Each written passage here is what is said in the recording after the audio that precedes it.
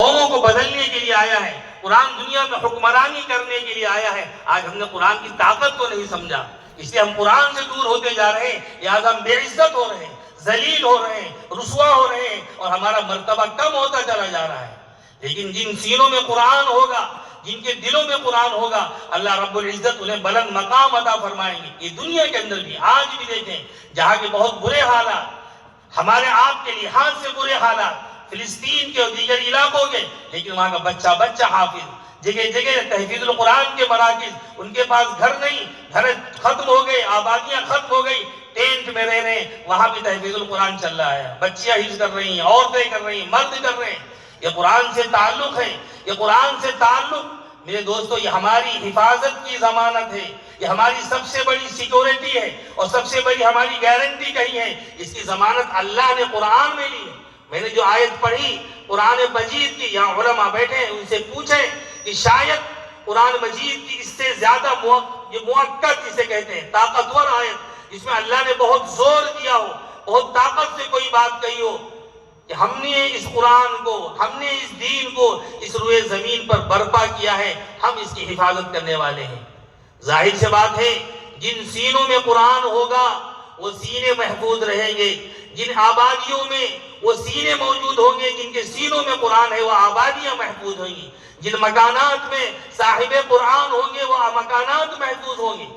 اس لیے ہماری حفاظت اللہ نے دین میں رکھی ہے، اللہ نے ذرائع میں نہیں رکھی، اللہ نے دنیا کی مادی چیزوں میں نہیں رکھی، اللہ نے دین میں رکھی ہے۔ دنیا ختم ہو جائے، ختم ہو جائے، مرنے کے بعد تو آدمی ویسے ہی ختم ہو جاتا ہے، کیا بچتا ہے اس کے پاس، کیا جاتا ہے اس کے ساتھ؟ حویلی ہے، بلڈنگ ہے، سب کچھ ہے، لیکن وہ بیچارہ مر گیا، اس کے ساتھ کیا گیا؟ اس کے ساتھ اس کے اعمال گئے۔ اگر قرآن تمہارے ساتھ ہے، قرآن سے تم نے دل لگایا ہے، قرآن کی تلاوت کی ہے، قرآن کے احکام پر عمل کیا ہے، راتوں کو جاگ کر، اوقات کو نکال کر، دوستوں کی محفلوں کو چھوڑ کر، موبائل سے اپنے آپ کے اوقات کو بچا کر قرآن کی تلاوت کی ہے، جب تم قبر میں جاؤ گے، عذاب دینے والے فرشتے تمہارے قریب آئیں گے، قرآن انہیں دور کرے گا، ہٹ جاؤ، ہٹ جاؤ، یہ میرا دوست ہے۔ قرآن دوستی کا حق وہاں پر ادا کرے گا، وہاں تمہاری حفاظت کرے گا عذاب کے فرشتوں سے۔ آج ہمیں قرآن پڑھنا، آج رمضان آ رہا ہے، اس کچھ لوگ پڑھ لیں گے، پورے سال میں ایک ختم کر لیں گے، ورنہ تو ابھی شب برات چل رہی ہے، قرآن خوانی کے دور چل رہا ہے، بچوں کو جمع کیا جا رہا ہے اور کرائے پر پڑھایا جا رہا ہے۔ میرے دوستو، قرآن سے تعلق قائم کریں، قرآن سے محبت کریں، قرآن کو سینوں میں جگہ دیں۔ اللہ کے رسول نے فرمایا، ان الذی لیس فی جوفہ شیء من القرآن کالبیت الخرب، جس کے سینے میں قرآن کا کوئی حصہ نہیں ہے، قرآن کی کوئی آیت، کوئی سورت اس کے دل میں موجود نہیں ہے، فرمایا یہ ویران گھر ہے۔ ویران گھر کیسے ہوتے ہیں؟ چاہے جتنی عمدہ حویلی ہو، راجہ مہاراجہ بادشاہ اور شہنشاہ کی ہو، لیکن جب ویران ہو جاتی ہے تو اس میں آسیب رہتے ہیں، اس میں جنات رہتے ہیں، اس میں جو ہے کیڑے مکوڑے رہتے ہیں، اس میں زہریلے سانپ رہتے ہیں، اس میں نہ جانے کیا کیا رہتے ہیں، انسان نہیں رہتے، کوئی وہاں رات نہیں گزار سکتا، کوئی وہاں ٹھہر نہیں سکتا۔ فرمایا یہ انسان چاہے جتنا خوبصورت ہو، چاہے جتنا عمدہ لباس پہنے ہو، باڈی کتنی عمدہ ہو، خوشبو کتنی اچھی لگاتا ہو، غذائیں کتنی عمدہ کھاتا ہو، لیکن اگر اس کا سینہ قرآن سے خالی ہے، قرآن کا کوئی حصہ نہیں ہے، وہ ویران ہے، وہ اندھیرا ہے، اس کے اندر بھوت پریت آسیب ہے، اس کے اندر گندی خواہشات ہیں، گندی چیزیں ہیں، وہاں روشنی کا گزر نہیں ہوگا۔ اس لیے اپنے سینوں کو قرآن کی تلاوت سے معمور کریں، قرآن کی آیات کو محفوظ کریں، قرآن کو یاد کریں، قرآن کو پڑھیں، اور جو خلق قرآن کے ہیں، جو مقامات قرآن کے ہیں، جو جگہیں قرآن کی پڑھنے اور پڑھانے کے ہیں، ان کو آباد کرنے کی فکریں کریں۔ اللہ نے اس میں ہماری حفاظت رکھی ہے، اللہ نے ہماری زندگیاں اس میں رکھی ہیں، اللہ نے ہماری سیکورٹی اس میں رکھی ہے۔ یہ دنیا ختم ہونے والی ہے، یہ فانی ہو جانے والی ہے، کچھ باقی رہنے والا نہیں ہے، لیکن ہماری حفاظت اللہ نے دین میں رکھی ہے۔ اگر دین سلامت، ہم باقی، اگر دین گیا تو ہمارے ہاتھ سے گیا۔ اس لیے میرے بزرگوں اور دوستوں، ہم سب کی یہ ذمہ داری ہے کہ ہم خود اب دیندار بنیں، یعنی دین کو اپنے سینے سے لگائیں۔ دیندار بننے کا مطلب یہ ہے اللہ کو پہچانے، اللہ کا جو کلمہ ہم نے پڑھا ہے جس کی وجہ سے ہم مسلمان کہلاتے ہیں، لا الہ الا اللہ، یہ ہماری سب سے بڑی طاقت ہے۔ سب سے بڑی طاقت ہماری کوئی چیز ہے تو لا الہ الا اللہ ہے۔ ہم کہتے ہیں لا، سب سے پہلے ہم سے سب کا انکار کرا ہے. کوئی طاقت نہیں, کوئی قوت نہیں, کوئی حکومت نہیں, کوئی فوج نہیں, کوئی دولت نہیں, صرف اللہ کی طاقت ہے جو باقی رہنے والی ہے. اس اللہ کو ہم مانتے ہیں اور کسی کو نہیں مانتے. اس اللہ کا یقین, جیسا بھی قاضی صاحب نے فرمایا, اللہ کی وحدانیت, ایک اللہ ہے, اس کا یقین ہمارے دلوں میں جتنا مضبوط ہوگا, ہماری نسلوں میں اتنا مضبوط ہوگا. میرے دوستوں, سے کوئی مٹانے والا نہیں ہے. آسان نہیں مٹانا, نام و نشاں ہمارا. اب کوششیں تم سے پہلے کتنے لوگ کر چکے ہیں. ہماری پوری تاریخ ہے, تاریخ تو ہمیں پتہ نہیں, لیکن جن کو پتہ ہے وہ جانتے ہیں یہ قوم مٹنے والی نہیں, یہ ختم ہونے والی نہیں. اس لیے وہ ہمارے ایمان پر حملہ آور ہیں, ہمارا ایمان چھین لینا چاہتے ہیں. اس لیے شرک کو جو ہے توحید کے ساتھ گڑبڑ کر رہے ہیں, اور ہم رواداری میں یہ بھی چلتا ہے, یہ بھی چلتا ہے, یہ بھی ہوتا ہے, وہ بھی ہوتا ہے. یہ نہیں ہوتا.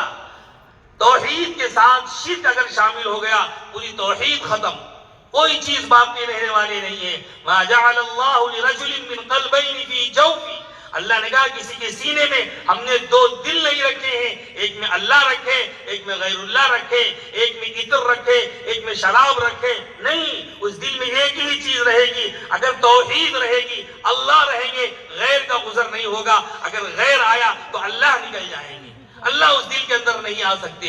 اس لیے ہم جس کلمے کو پڑھتے ہیں اس کلمے پر مضبوطی کے ساتھ جمیں, ان کے تقاضوں کو سمجھیں اور اس پر قائم رہیں. باقی جو یہ حالات دکھ رہے ہیں یہ کوئی نئے نہیں ہیں. قرآن پڑھیں, سورہ ابراہیم کے ایک آیت ہے, اللہ تعالیٰ نے فرمایا وَقَالَ الَّذِينَ كَفَرُوا لِرُسُلِهِمْ لَنُخْرِجَنَّكُمْ مِنْ أَرْضِنَا أَوْ لَتَعُودُنَّ فِي مِلَّتِنَا. یہ قرآن جب نازل ہوا, یہ تمام انبیاء کی داستانیں ہیں. یہ صرف ہندوستانی مسلمانوں کا مسئلہ نہیں ہے, یہ صرف فلسطین کا مسئلہ نہیں ہے, یا کسی کا مسئلہ نہیں ہے. یہ تو ہماری تاریخ قرآن کہہ رہا ہے. کافروں نے انبیاء سے کہا, جو اللہ کے برگزیدہ بندے ہوتے ہیں, جو اللہ کے امان میں, اللہ کی حفاظت میں ہوتے ہیں, یہ ان کی فرشتے حفاظت فرماتے ہیں, ان سے کیا کہہ رہے ہیں, لَنُخْرِجَنَّكُمْ مِنْ أَرْضِنَا, ہم تم کو اپنے ملک سے نکال دیں گے, اپنی سرزمین سے نکال دیں گے, یا پھر او لتعودن فی ملتنا, تم ہمارے بن جاؤ, ہمارے مذہب میں آ جاؤ, ہمارے دھرم میں آ جاؤ. ہمارے لفظوں میں گھر واپسی کر لو. یہ گھر واپسی کی دعوت تو پہلے بھی دی جا چکی ہے, کوئی نئی بات نہیں ہے. لہذا ہم اس سے گھبرائے نہیں, اس سے ڈرے نہیں. ہاں, ضرورت یہ ہے ہم اپنے ایمان کو مضبوط کریں, اپنے ایمان کو طاقتور بنائیں. ایمان جب مضبوط ہوگا, ایمان جب طاقتور ہوگا, ایمان جب قوی ہوگا, اس کے سامنے تمام طاقتیں ہیج ہیں. فرعون سے بڑا کوئی شہنشاہ ہو سکتا ہے, کوئی راجہ و مہاراجہ ہو سکتا ہے, اتنی طاقت تھی, اتنی قوت تھی, اتنی بڑی فوج تھی, لیکن ایک مظلوم قوم, ایک فلسطین کی مظلوم قوم, وہی علاقہ جہاں آج بھی ظلم ہو رہا ہے, وہی علاقے میں حضرت موسیٰ کے ماننے والے تھے.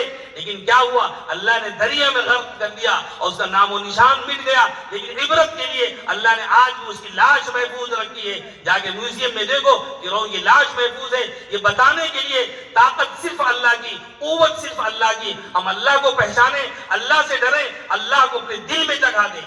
آج ہم نے اللہ کو اپنے دلوں سے نکال دیا, لہذا دنیا کا خوف ہمارے دلوں کے اندر دوڑتا ہوا اور بھرتا ہوا چلا رہا. ہم ڈرنے والے نہیں ہیں. بتائیں, یہ تو اگر حالات آتے ہیں, یہ قرآن پڑھیں, قرآن سمجھاتا ہے, یہ اللہ کی طرف سے ہوتے ہیں. اللہ جانچتے ہیں, اللہ پرکھتے ہیں, اللہ امتحان لیتے ہیں. وَلَنَبْلُوَنَّكُمْ بِشَيْءٍ مِنَ الْخَوْفِ وَالْجُوعِ وَنَقْصٍ مِنَ الْأَمْوَالِ وَالْأَنفُسِ وَالثَّمَرَاتِ وَبَشِّرِ الصَّابِرِينَ. کیا چیز بچی؟ قرآن نے لفظ بیان کر دیا جو آج ہمارے ساتھ پیش آ رہا ہے. ہمیں ڈرایا جا رہا ہے, کسی کی لنچنگ کی جا رہی ہے, کسی گھر میں بلڈوزر چلایا جا رہا ہے, کسی کارخانہ توڑا جا رہا ہے, کسی کو مار دیا جا رہا ہے, کسی کو گرفتار کر لیا جا رہا ہے, کسی کی جو ہے پوری جائیداد ہڑپ کر لی جا رہی ہے اور سیز کر دی جا رہی ہے. یہ سب قرآن تو پہلے سے بتا چکا ہے, یہ ہونے والا ہے, یہ تمہارے ساتھ ہو کے رہے گا. اگر تم ایمان پر ہو تو تمہاری آز